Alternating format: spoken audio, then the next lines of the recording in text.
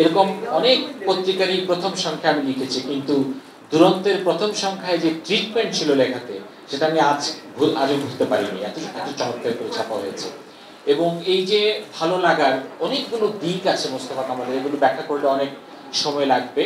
আজকে সবগুলো ভালো লাগাকে একসঙ্গে করে আমরা এই অনুষ্ঠানে এসেছি, এবং আমার ধারণা এটি বজায় থাকবে ভবিষ্যতেও। এবং কামাল অনেকবার আমাকে তার অফিসে যেতে বলেছে, আমি ব্যস্ততার জন্য যেতে পারিনি। আজকে আমার খুব অপরাধ বোধ লাগছে যে এত শুনলাম ভালো লাগার দিকগুলো যে আমি মিস করলাম, কেন যাইনি অফিসে। আর মোস্তফা কামাল যেভাবে আমরা সাধারণত এই অঞ্চলের লেখকরা কিন্তু বেসপোক রাইটার, মানে অর্ডার না দিলে আমরা লিখি না, নিজে থেকে লিখি না। তো এই যে বেসপোক রাইটিং এর এই এনভায়রনমেন্টটাকে মোস্তফা কামাল জাগিয়ে রেখেছে লেখকদের মধ্যে, এটা দরকার, কারণ এর মধ্য দিয়েই কিন্তু ভালো সৃষ্টি আমাদের হাতে চলে আসবে। ধন্যবাদ মোস্তফা কামাল, তার টিম, তার পত্রিকা, এবং সব সময়ের জন্য শুভকামনা থাকবে। ভালো এডিটেড কাগজ, হেডিং থেকে শুরু করে প্রত্যেকটা জিনিস। এবং আমি অবাক হয়েছিলাম যে একজন এমন এডিটর রেখেছিলেন যে যিনি ভাষা এডিট করেন, ভাষা সম্পাদন, এবং বাংলাদেশের একজন স্বনামখ্যাত কবিকে। এখন মাসুদুজ্জামান আমার ধারণা সেই কাজটি করছে, আমার বন্ধু মাসুদ।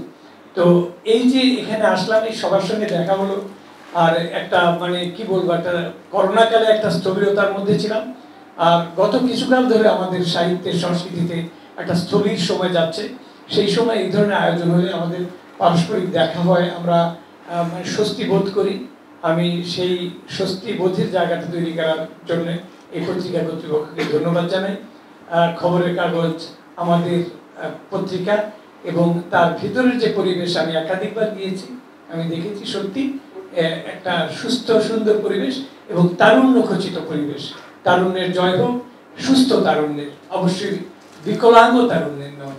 অভিনন্দন জানাই খবরের কাগজ যারা প্রকাশ করেছেন সকলকে। ঈদ যদি হয় আনন্দ, তাহলে এই ঈদ সংখ্যাগুলো হচ্ছে আনন্দের ভেতরের আনন্দ। আর ঈদ যদি উৎসব, তাহলে ঈদ সংখ্যাগুলো উৎসবের উপরে উৎসব।